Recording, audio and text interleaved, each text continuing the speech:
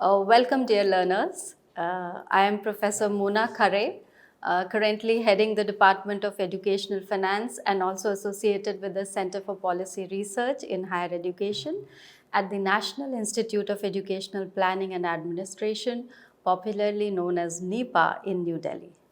It is my great pleasure to be talking to you today on a very important aspect that has been included and emphasized in the National Education Policy 2020, that is skills training, vocational education and graduate employability in India.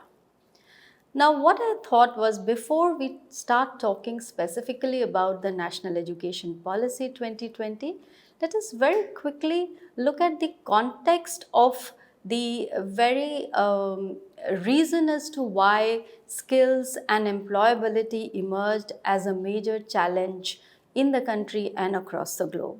Now, needless to say that as the very concept of development shifted from economic development to social development and later to human development, investments in education became paramount for two reasons. One, the quality of life, the higher earnings, and also the quality of jobs that it was rendering to the educated youth.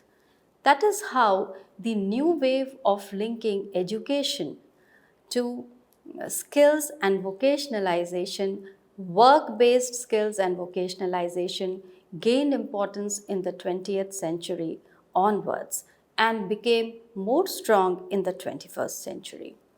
Now, as the literature is coming forth, evidencing the closeness between higher and higher levels of learning with better development, not just for the self, but also for the whole community and for the whole globe, as has been embedded in the Sustainable Development Goals of 2030, the importance of higher education integrating with skills and vocationalization is growing day by day.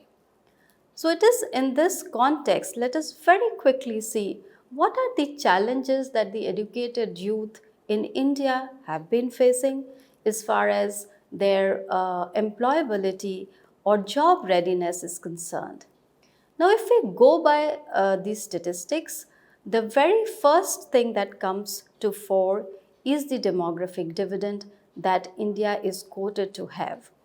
Now, this demographic dividend can be exploited only with better educated and better skilled youth. However, the industry is aghast with the kind of graduates that we are producing today.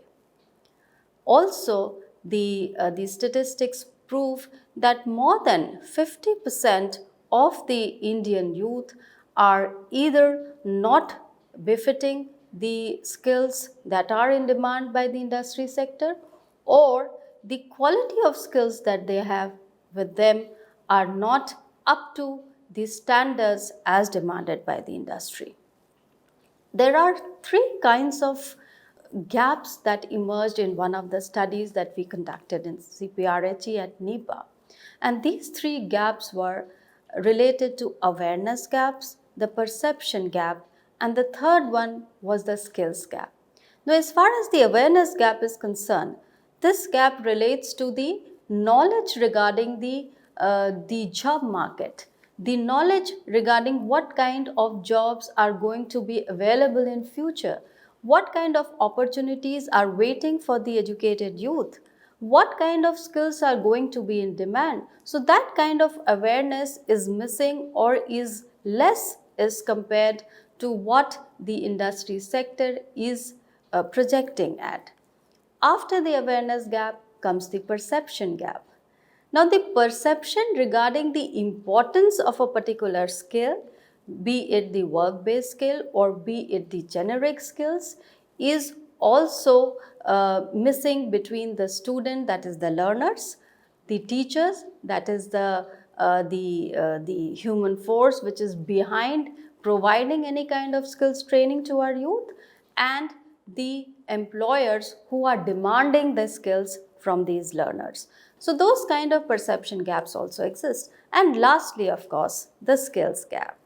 Now, skills gap also, if we see, can be divided into three components: the knowledge and technical skills. So the employers are reasonably okay with the kind of knowledge and technical skills that our graduates come with. Let us now come to the National Education Policy 2020 and what kind of a perspective it holds with regards to skill, and what kind of strategies does it propose. Now, I would like to call the National Education 2020 as to be unique and forward looking as well as comprehensive. Why unique? Not because it has come after a long wait of 35 years, but unique because for the first time, the policy is trying to bring integrated elements of knowledge, skill building, and vocationalization at all levels together. Why I also feel like calling it forward looking is because it is more futuristic in the sense it is aligning itself to the four goals that are enshrined in the Sustainable Development Goals of 2020, that is quality and equitable learning for all and lifelong opportunities of learning to be provided to all people. It is the four pillars that basically form the foundation of the national education policy, which can be described by four E's of equity, enrollment, employability, and excellence. Now, all these four E's, in some way or the other, reflect the United Nations goals of bringing better quality, sustainable development and lives for all individuals. Very quickly, let us look at the few major principles on which the education policy is based, or it is enshrined in the national education policy. The very first one being the recognizing, identifying, and fostering the unique capabilities and capacities of each individual student. Now, it is for the first time the policy is saying that every individual has specific talents and it is important to recognize, identify, and nurture them. The second aspect, which is very new in the policy, is the multidisciplinarity and skill-based education, which has to be brought in together at all levels. The third aspect, which is striking, is the extensive use of technology and training in digital skills also to be an integral part of learning. And the fourth is respect for diversity and local context. So for the first time, we are not just looking at global skills, but we are also giving equal importance to our local art, heritage, and culture. And this also to be a part of learning at all levels of education. Let us take a very quick look on some of the important elements that will help us to generate the kind of skills that the 21st century is actually demanding from the youth population today. Let me also share with you a simple concept of employment and employability. Often, employment and employability are used interchangeably. But are these two the same? Is a question that one must ask oneself. Now, if I have to answer in just one sentence, employment and employability are certainly not the same. Now, employability is basically an individual's preparedness for the world of work in totality. So, it comprises of a set of achievements in skills, in understandings, in personal attributes that can make graduates to gain employment, to remain in employment, to progress in employment, but also contribute in a meaningful fashion to the community and to the global development as well, aiming at sustainable development that flows down the generations. So, this is how the concept of employability has to be understood, and this is how the concept of skills delivery has been encompassed in the National Education Policy 2020. The second aspect of skilling that one has to understand is the pace at which the new skills are coming into feature or are coming into focus with the fourth industrial revolution and now the fifth industrial revolution knocking the doors, which is based on IT-based high technologies, AI, that is artificial intelligence, big data management, etc., etc. So how this pace of change, the kind of dynamism that the industry sector is experiencing by way of putting up the demand for new skills every day. So on this point also, the National Education Policy has tried to provide some kind of a guidance and direction as to how we can tackle this very aspect of being responsive to the needs of the new industry. Let me now come to specific areas in terms of skill development, vocational education. They are also able to imbibe many of the generic skills which we just talked about are missing in our youth. So at the lower levels of education, we are trying to integrate with some foundational skills, some generic skills. At secondary and senior levels of education, we are trying to move towards more functional skills. However, it is for the first time that even at the higher education level, in a concrete fashion, the skills-based education is being integrated at all the levels, be it undergraduate teaching, be it postgraduate teaching, or be it even PhDs, doctoral level teaching. Now, at all levels, we are trying to not just integrate skill building with each of these subjects, but a separate degree and diploma level programs in vocationalization are also proposed to be started. So this is how we are trying to build a continuum of skill delivery across all levels of education. Also, what is very interesting to learn here is we are also trying to break the silos. We found that training was not part of higher education system at all. In fact, there were institutions like ITIs or polytechnics or even technical education, engineering and professional education, which had a component of skill training, apprenticeship learning.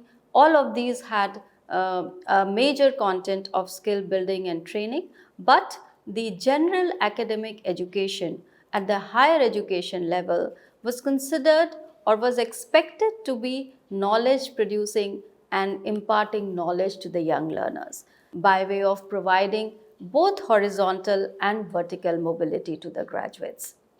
Now, when I say horizontal mobility, we are providing for students to move from general academic streams to vocational streams. There are greater choices and freedom and flexibility given to them to make a choice of the subjects that they would want to study, which may be a combination of science, of arts, of music, designs of postgraduate education or higher education. That is, we begin with, let us say, a 3-year undergrad program or a 4-year undergrad program with a 1-year postgraduate program. So all kinds of combinations and choices are being given to the students with greater flexibility to move between academic education, work-based education, skill-based education, and vocational education, thereby breaking the silos between the two. The third aspect that I would like to bring to fore is multilingualism and multidisciplinarity. For the first time, there has been a specific emphasis on bringing out literature, reading material, and teaching in regional languages, also promoting English language and foreign language learning in the universities and also at senior levels of schooling. Multidisciplinary learning, interdisciplinary curriculum development, and multidisciplinary large-scale universities to be opened, which provide a more holistic kind of a learning, more diverse kind of an exposure to our learners is also in the fray. Then comes the third aspect, that is experiential learning. Now, how experiential learning can be promoted is the National Education Policy proposes three areas. One, of course, is the work-based learning skills. The second is art-based skills. And the third is sports skills. So, all three kinds of experiences to be combined, curricular and extracurricular experiences to be combined to give a holistic personality development opportunities to our learners. The fourth aspect is, in a big way, a boost to higher education vocationalization has been given. Not just by integrating skill based learning at every level of higher education and all the courses that are being taught in the universities and colleges, but very specifically aligning higher education to vocational education by developing or aligning it to the national skills qualifications framework.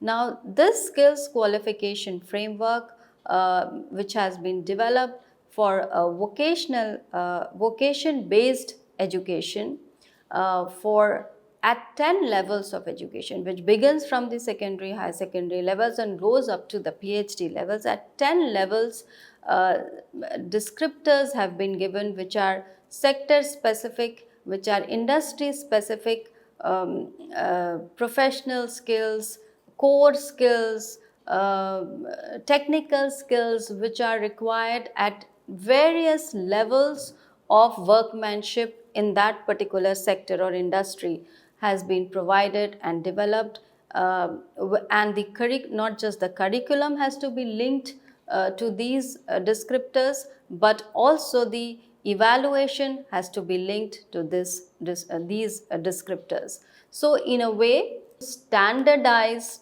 the skills training aspect. So the national occupational standards which come into picture over here, how the sector specific skills council under the overarching umbrella of the National Skill Development Commission has come out with national occupational standards to be linked with the national skills qualifications framework, and how they are going to be the guideposts of skills training and vocational education at 10 levels is something very interesting in this new education policy. Also, for the first time, the policy talks about recognizing prior learning. So, there are people who have learned through informal means. There are students who come from various backgrounds and learn from in a traditional methods, informal methods by their forefathers, by their parents, or maybe other informal means. For the first time, the skill universities per se have been opened. The purpose of these skill universities is to give degree and diploma based education right till the doctoral level only in very specific vocational subjects. Next aspect is how we can strengthen the student support system in the universities and colleges. The next aspect that the new education policy is trying to build is the new age skills and how to integrate digital learning and IT based skills at every level. So, for example, the Ministry of Electronics and Communication has started centers of excellence in various universities to impart high-end skills in IT and electronics to the students. The next aspect is building in the entrepreneurial culture. So, startup hubs, centers of innovation, how can these startups be funded? All these are part of the national education policy. And lastly, as to how international organizations can also be brought in to impart various kinds of skills to our students is also in the fray. The two major ministries which are working hand in hand to achieve this is the Ministry of Education, certainly in the lead, but working very closely with the Ministry of Skill Development and Entrepreneurship. Uh, the two together in the recent budget are proposed to launch about 5,000 skill centers in the very next year. Uh, Also is the e-portal, the virtual labs, 750 virtual labs that are proposed to be created in science and mathematics, 75 skilling e-labs which are proposed to be created. All of these give greater credential to whatever has been proposed or suggested in the National Education Policy 2020. However, if we look at all the various things which have been suggested to be implemented, it is too much on the platter. Three important areas or three important concerns that one has to keep in mind if we at all want to implement all of these proposed strategies in their true spirit. One is a proper mission mode, a proper vision, and a proper mission to be able to embrace all of these proposals or all of these suggestions which have been made in the National Education Policy. The second is the acceptability to this change, acceptability to this change of integrating training and skills to collegiate and university teaching. And third, very important is to see how this entire training, skills training and vocational education integration doesn't impact the equity and inclusion in an adverse fashion.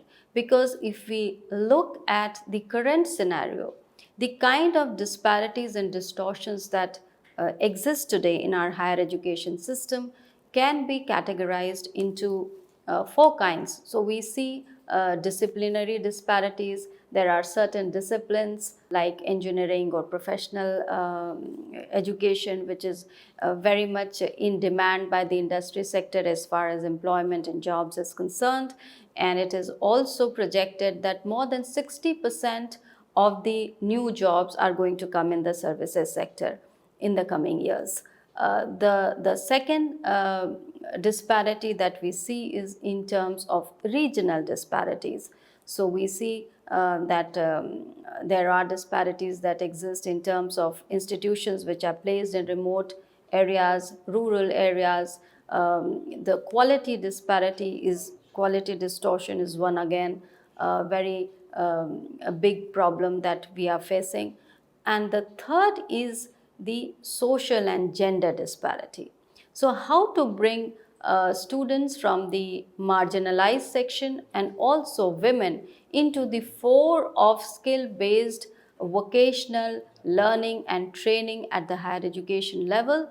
On that note, I thank you all very much for your patient hearing, and I hope that this kind of a 360-degree change that the National Education Policy is proposing by way of integrating skills training to education, not just at the curricular level or at the pedagogical level, but also at the evaluation and outcomes level, is something which is going to challenge us in the coming future. Thank you very much.